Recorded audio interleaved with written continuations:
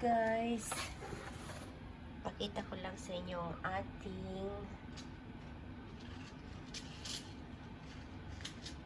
tanim ngayon.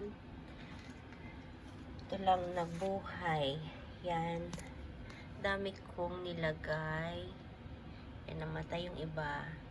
So, 2 puno dito ang nabuhay. Yan, 2 puno lang to, guys. 2 puno. Saan ba yung puno niya? Yan. Yan ang ating kamote. Ito naman ang ating Philippine pechay. Yan, galing sa Pinas. Dala ng anak ko yung buto. Huh? Buto ba yun? Yeah, buto ba? Buto ng pechay. At saka ito, 2 yan. 2 dalawang kamote. 2 puno. Saka may maliit doon na pechay. Hindi lumaki. Ito, 2 din. 2 din. Yan. Yung 2 puno. Dami kong nilagay. So, 2, 3, 4, 5, 6, 7. Namatay yung ulo. May isang pechay doon. Maliit. Yan. Sana hindi sila mamatay dito sa loob ng bahay. Yan. Pwede na itong ulamin. Yan. Pwede na itong ulamin. Pwede na natin kainin yan.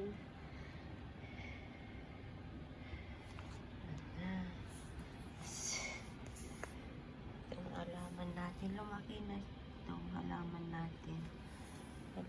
Lalo na itong yan. Malaki na. Malaki ng ating money tree. Regalo ng mga kawork ko. Ang laki na. Ang liit lang dati yan. Ang laki-laki na ngayon. Ang ating money tree. So, lagay ko lang dyan ang ating mga tanim para meron tayong kain. Ano kaya yan? Huh?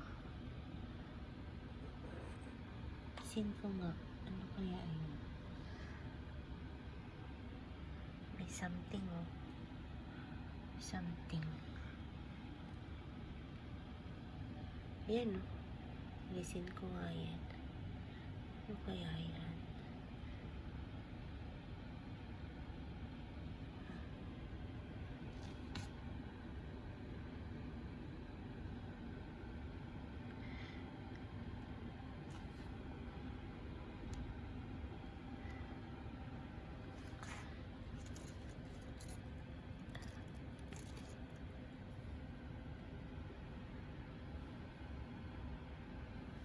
Isin ko nga yun. Ano kaya yun? Nangangain yun ng dahon. Baka nangangain ng dahon. Kainin pa niya yung dahon na. Imbis na ulamin ko. Resin natin yan. Yun. Sa gilid.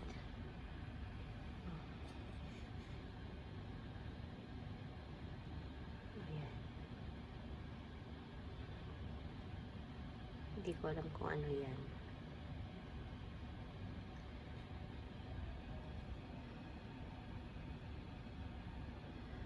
So, itong mga to, naglagyan niya ng muffin. Yan. Yan. Naglagyan ng muffin. Nilinis ko to parang, ay, hindi ko siya nalinis. Yung 3 lang nalinis ko. Ah, Madumi oh. Yung pitsay. Yung kamote lang pala nalinis ko. Yung bean. Yan. Madumi siya. Kasi umulan nung kinuha ko. Nilinis ko yung 3. Ito pala hindi.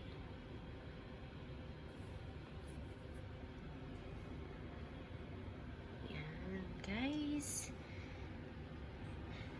Meron na naman tayong uulamin soon. Yan, mahal kayo ng kamote. Mahal. Thank you guys for watching. Bye!